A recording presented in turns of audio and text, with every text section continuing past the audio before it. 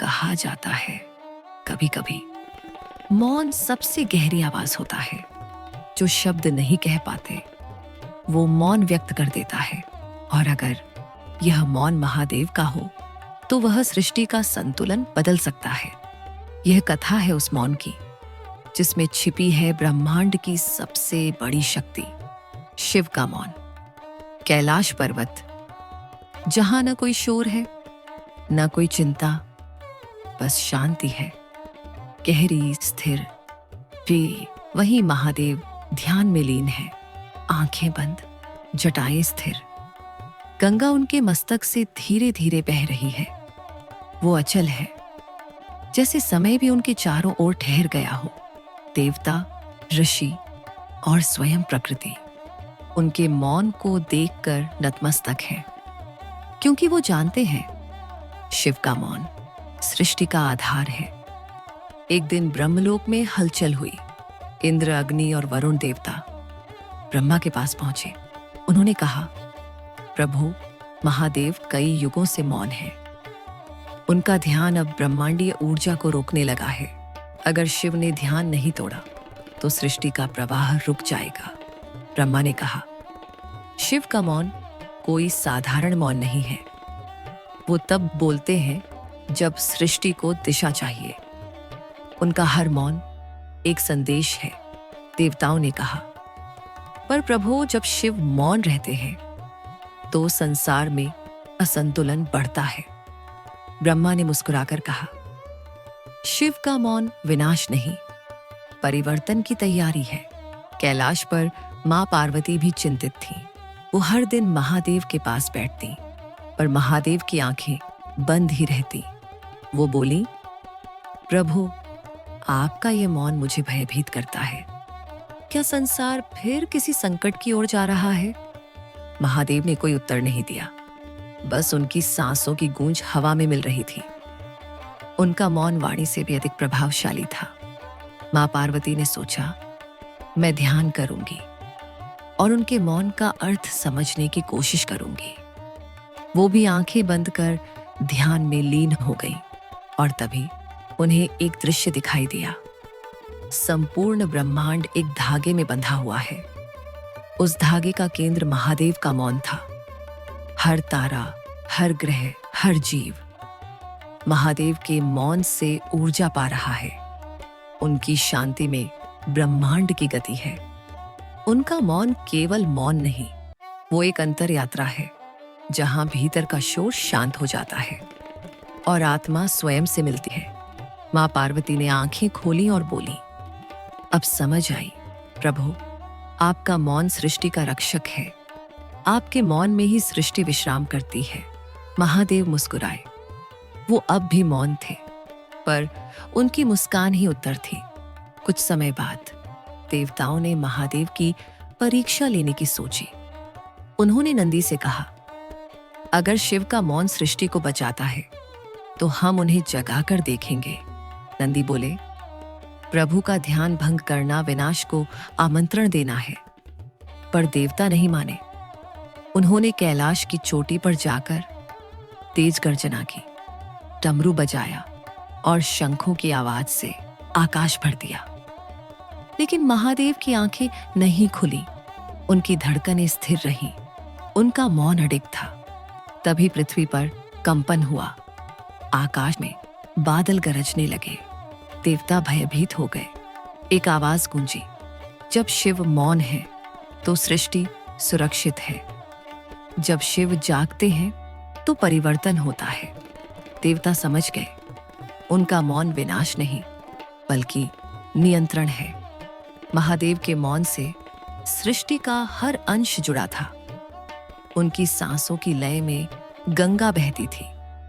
उनके मौन से अग्नि शांत रहती थी। उनके ध्यान से सूर्य को ऊर्जा मिलती थी।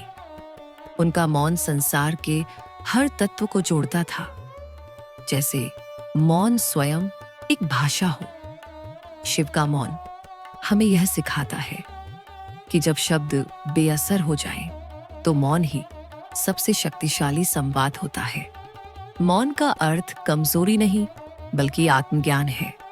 एक दिन पार्वती ने पूछा, प्रभु, क्या कभी आपका मौन टूटता है? महादेव ने धीरे से कहा, देवी, जब सृष्टि मुझे पुकारती है, जब अधर्म बढ़ता है, जब संतुलन डगमगाता है, तब मेरा मौन तांडव में बदल जाता है। पार्वती मुस्कुराई। तो आपका मौन ही आपका तांडव है? महादेव बोले, हाँ देवी, मेरा मौन शांति है, पर उसमें छिपी है वही अग्नि जो सृष्टि को जलाकर फिर से जन्म देती है। शिव का मौन ब्रह्मांड के उस क्षण जैसा है जब सृष्टि और विनाश एक साथ सो रहे हों। वो मौन है, पर उसमें ध्वनि छिपी है। वो स्थिर है, पर उसमें गति है। वो शून्य है, पर उसी में सृष्टि का आरंभ है। कहा जाता है, जब कोई साधक अपने भीतर के शोर को शांत कर देता है, तो उसे शिव का मौन सुनाई देता है। वो आवाज नहीं होती, वो अनुभव होती है। वो वही शक्ति है जिससे ब्रह्मांड चलता है। महादेव बोले, मौन को समझना स्वयं को समझना है, क्योंकि जब तुम बोलते हो तो शब्द बाहर जाते हैं, पर जब तुम मौन रहते हो तो तुम भीतर लौटते हो। मौन में ही ध्यान है, ध्यान में ही शिव है। जो अपने भीतर के मौन को सुन ले, वो मुझे पा लेता है। कैलाश पर अब भी वही शांति थी। महादेव ध्यान में लीन थे। पार्वती उनके समीप बैठी थी। गंगा उनकी जटाओं से बहती रही और सूर्य की पहली किरण उनके मौन चेहरे पर पड़ी। शिव का मौन हमें सिखाता है कि शब्दों से नहीं, विचारों की शांति से जीवन बदलता है। जो अपने भीतर के तूफान को शांत कर लेता है, वो ही सच्चा योगी बनता है। और जो मौन में शिव को पा लेता है, वो सृष्टि से परे हो जाता है। हर हर महादेव। ओम नमः शिवाय। जय भोलेनाथ। कहा जाता है, जो शिव को समझ लेता है, वो स्वयं को समझ लेता है। पर क्या आपने कभी सोचा है, शिवलिंग का वास्तविक अर्थ क्या है? क्यों संसार भर में भगवान शिव की पूजा शिवलिंग के रूप में की जाती है? यह कोई पत्थर नहीं, यह कोई मूर्ति नहीं, बल्कि अनंत सृष्टि का प्रतीक है। आज की कथा है शिवलिंग का असली रहस्य। एक दिन कैलाश पर्वत पर देवता और ऋषि एकत्र हुए। विष्णु, ब्रह्मा, इंद्र और नारद सब उपस्थित थे। नारद मुनि बोले, प्रभु, संसार में इतने देवता हैं, पर शिव की पूजा एक अद्भुत रूप में होती है, शिवलिंग के रूप में। इस रहस्य को समझने की इच्छा है। ब्रह्मा बोले, यह रूप अद्भुत है, क्योंकि यह आकारहीन का आकार है। विष्णु मुस्कुराए, और आकारहीन वही होता है जो अनंत है। उसी समय कैलाश की गुफाओं से एक तेज प्रकाश फैला। वो प्रकाश इतना विशाल था कि किसी का आरंभ या अंत नहीं दिखाई दे रहा था। देवता विस्मित हो गए। वो बोले, यह क्या है? एक स्वर गूंजा, यह मैं हूं महादेव। महादेव बोले, हे देवताओं, तुम जिस प्रकाश को देख रहे हो, वो मेरा स्वरूप है। लिंग अर्थात चिन्ह। लिंग का अर्थ है वह जिससे सृष्टि की पहचान हो और जिसमें सृष्टि विलीन हो जाए। यह लिंग कोई वस्तु नहीं, यह वह ऊर्जा है जो सृष्टि के हर कण में प्रवाहित होती है। यह वह केंद्र है जहां से ब्रह्मांड की शुरुआत हुई। ब्रह्मा ने पूछा, प्रभु, यह प्रकाश कहां से शुरू होता है? महादेव बोले, यही प्रकाश न शुरू होता है न समाप्त होता है, यही तो लिंग है, अनादि और अनंत। महादेव की वाणी सुनकर ब्रह्मा और विष्णु में विवाद हो गया। ब्रह्मा बोले, मैं इस प्रकाश का आरंभ खोजूंगा। विष्णु बोले, और मैं इसका अंत ढूंढूंगा। दोनों अपनी अपनी दिशाओं में निकल पड़े।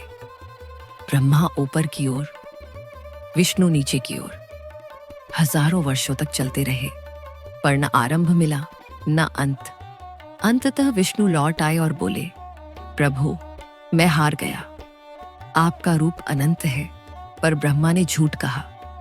मैंने आरंभ देख लिया। तभी प्रकाश फट पड़ा और महादेव का स्वर गूंजा।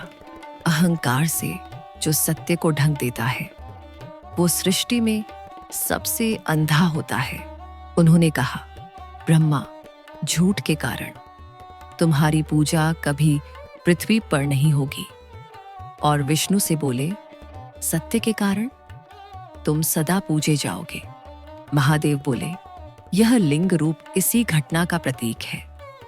ऊपर की दिशा ब्रह्मा का प्रतीक, नीचे की दिशा विष्णु का प्रतीक और बीच का अनंत प्रकाश शिव का प्रतीक। यह दर्शाता है कि शिव न आरंभ है न अंत, वो ही सृजन है, वो ही संहार। लिंग शब्द का अर्थ है चिन्ह, प्रतीक या निशान। यह ब्रह्मांड के उस अदृश्य ऊर्जा स्रोत का संकेत है जो हर जीव, हर कण, हर भावना में विद्यमान है। इसलिए शिवलिंग केवल पूजा की वस्तु नहीं, बल्कि सृष्टि की चेतना का प्रतीक है। देवी पार्वती ने पूछा, प्रभु, जब आप स्वयं अनंत हैं, तो मनुष्य इस लिंग की पूजा क्यों करे? महादेव बोले, देवी, मनुष्य मेरी अनंतता को नहीं समझ सकता, पर जब वह शिवलिंग की पूजा करता है, तो वह अपने भीतर की चेतना को स्पर्श करता है। वो समझता है कि मैं उसके भीतर भी हूं और ब्रह्मांड के हर तत्व में भी। शिवलिंग की गोलाकार आकृति सृष्टि के चक्र को दर्शाती है, जन्म, जीवन और मृत्यु, और उसका आधार शक्ति का प्रतीक है, क्योंकि बिना शक्ति शिव अधूरा है। महादेव बोले, शिवलिंग केवल पत्थर नहीं है, यह ब्रह्मांड की ऊर्जा का केंद्र है। इसकी आकृति में पुरुष और स्त्री ऊर्जा का मिलन है, शिव और शक्ति का एकत्व। जब कोई भक्त शिवलिंग पर जल चढ़ाता है, तो वह अपने भीतर की अग्नि को शीतल करता है, अपनी कामना को भक्ति में परिवर्तित करता है। इसलिए कहा गया है, जलाभिषेक शिव की पूजा नहीं, अपने मन का शुद्धिकरण है। जब हम जल चढ़ाते हैं, तो हम अपने भीतर के ताप, अहंकार और क्लेश को धोते हैं। शिवलिंग हमें सिखाता है, शांति भीतर है, बाहर नहीं। एक दिन एक भक्त ने पूछा, प्रभु, जब मैं शिवलिंग के सामने खड़ा होता हूं, तो क्यों लगता है कि वो मुझे देख रहा है? महादेव बोले, क्योंकि वह मैं हूं, और जब तुम उसे देखते हो, तब वह तुम्हें तुम्हारे भीतर झांकने पर मजबूर करता है। शिवलिंग कोई बाहरी प्रतीक नहीं, ये आत्मा का दर्पण है। जो इसे समझ लेता है, वो जीवन के हर भय से मुक्त हो जाता है। महादेव बोले, जब तुम मेरे लिंग रूप के सामने मौन खड़े होते हो, तब मैं तुम्हारे भीतर जागृत होता हूं। ऋषियों ने कहा, प्रभु, आपका यह रूप विज्ञान से भी परे है, पर उसमें विज्ञान छिपा है। महादेव बोले, हां, यह ऊर्जा का प्रतीक है, वृत्त और अंडाकार आकृति ऊर्जा के प्रवाह की परिपूर्ण स्थिति है। इसमें कोई कोना नहीं, कोई अंत नहीं। यह निरंतर गतिशील है, जैसे ब्रह्मांड। महादेव बोले, मनुष्य जब शिवलिंग के सामने सिर झुकाता है, तो वो केवल ईश्वर के सामने नहीं झुकता, वो सृष्टि की अनंतता को प्रणाम करता है, क्योंकि शिवलिंग याद दिलाता है कि सब कुछ अस्थायी है, पर चेतना अनंत है। इसलिए जो शिवलिंग की सच्चाई को समझ लेता है, वो जीवन में किसी भी भय से मुक्त हो जाता है, क्योंकि उसे पता है वो स्वयं उसी चेतना का अंश है जिसे शिव कहा जाता है। महादेव शांत स्वर में बोले, मैं पत्थर में नहीं, मैं हर हृदय में हूं। मैं सृष्टि के आरंभ में था और अंत में भी रहूंगा। शिवलिंग कोई मूर्ति नहीं, यह स्मृति है कि सब कुछ मुझसे निकला है और मुझ में ही विलीन होगा। शिवलिंग का रहस्य सिर्फ पूजा में नहीं, उसकी भावना में है। जो उसे समझ लेता है वो समझ लेता है, शिव ही सत्य है, शिव ही अनंत है। हर हर महादेव, जय भोलेनाथ, ओम नमः शिवाय। मित्रों, आज हम आपको सुनाने जा रहे हैं भगवान शिव और महापार्वती माता पार्वती के वनवास की अद्भुत कथा। एक ऐसी कहानी जिसमें त्याग, प्रेम और सरल जीवन का संदेश छुपा है। एक समय की बात है, कैलाश पर्वत पर देवताओं और ऋषियों का आना जाना लगा रहता था, लेकिन कुछ कारणों से वहां की शांति भंग हो गई। भगवान शिव ने माता पार्वती से कहा, देवी, हमें कुछ समय के लिए वन में रहना चाहिए। प्रकृति के बीच का जीवन हमें और भी नजदीक लाएगा। माता पार्वती ने सहमति जताई और दोनों कैलाश में वन की ओर प्रस्थान कर गए। घने जंगल में ऊंचे ऊंचे पेड़ों, कलकल बहते झरनों और मीठी पक्षियों की चहचहाहट के बीच उन्होंने अपना आश्रय बनाया। यहाँ कोई सोने के महल नहीं थे, ना ही भव्य आसन, केवल प्रकृति की गोद थी। शिव ध्यान में लीन थे और पार्वती वन के फूलों से पूजा सजाती। वनवास के दौरान कई साधु संत, जानवर और गांव के लोग उनके दर्शन के लिए आते।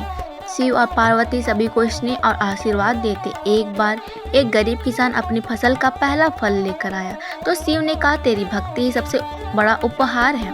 एक दिन वन में भयंकर तूफान आया। बारिश, बिजली और तेज हवाओं ने चारों ओर अंधेरा कर दिया। शिव और पार्वती ने एक गुफा में शरण ली और वहां कई दिनों तक केवल जंगली फल और पानी से गुजारा किया। माता पार्वती ने कहा, स्वामी, यह कठिनाई भी मधुर है क्योंकि मैं आपके साथ हूँ। देवताओं ने कैलाश की शांति वापस लाने के लिए प्रयास किए और फिर शिव पार्वती ने निवेदन किया कि वे लौट आए। शिव ने मुस्कुराते हुए कहा, वनवास ने हमें यह सिखाया कि सादगी में भी अनंत सुख है।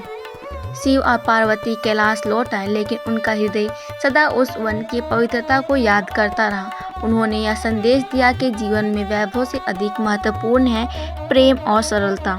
यह कथा हमें सिखाती है कि कठिन समय में भी प्रेम और एकता हमें मजबूत बनाते हैं। सादगी और प्रकृति से जुड़ाव ही सच्चा सुख है। मित्रों, शिव और पार्वती का वनवास हमें यह याद दिलाता है कि भले ही जीवन महल हो या जंगल, यदि साथ में प्रेम है तो हर स्थान कैलाश के समान है।